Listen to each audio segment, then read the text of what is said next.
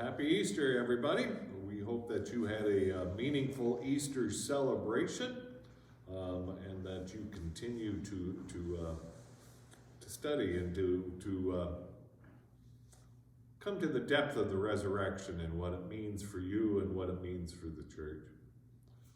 First, on Thursdays, we are going to have a small group study on the Bible. Beginning tomorrow, this Thursday at 6 o'clock, we'll meet in the conference room. We're going to basically use this book, Making Sense of the Bible by Adam Hamilton. We'll have a number of copies available in there. There seemed to be a lot of interest in getting to know the Bible a little better, to find the little nuances in the scriptures that sometimes we miss. So we invite you to the study. Again, that's going to be on Thursdays at 6, and it'll probably last about 5 weeks or until you get bored. We'll see how things go. I want to make sure that you're aware of that. So we are now in the season of Easter. The season of Easter is going to last about the next 7 Sundays until we get to Pentecost. And in this season of Easter, in the life of this church, and in our sermon series and part of our worship, we're going to be in the book of Acts. And we're going to be talking about the surprising things that happened because of the resurrection. The surprises that God had in store for that early church and how the early church grew into those surprises, into the unexpected, how they grew into new potential. So we hope that you're around and you enjoy that, the surprises of God. God is still surprising in so many ways, and sometimes we miss out, right?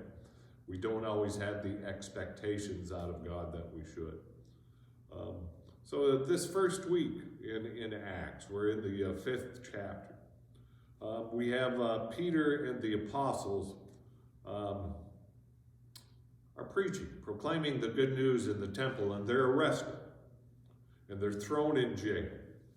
But then they're released from jail by an angel, and they go right back to the temple where they got arrested. And they have a confrontation with the priests in the temple about their preaching. And this is really surprising, right? Because it wasn't but a few days before, as we're talking about Holy Week, where we find Peter denying he even knew Jesus, and now he's proclaiming him in the temple. We have the other apostles who have locked themselves in a room, and yet here they are out in the open. A surprising turnaround for those disciples in a very short amount of time. So why did that happen? Well, the resurrection, right? Life, new birth. New possibilities. They saw new expectations in life. They saw God pushing them into a new direction, and the fear was displaced.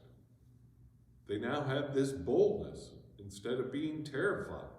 They're willing to go out into the world and proclaim. The surprises that God has in store for us, and I think there's always new surprises for us with God. Always change us. They transform us.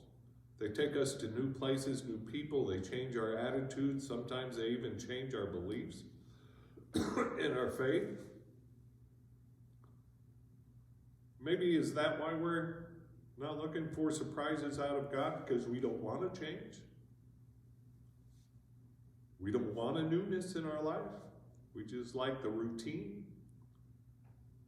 So our meditation this week.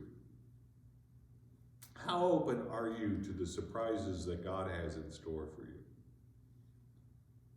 How might you become open to the surprises that God has in store for you? And maybe I'd love to hear your stories. How have you been surprised by God, and what surprising changes have happened in your life because of God? If I don't see you Thursday, I hope to see you Sunday or Saturday. We'll see you.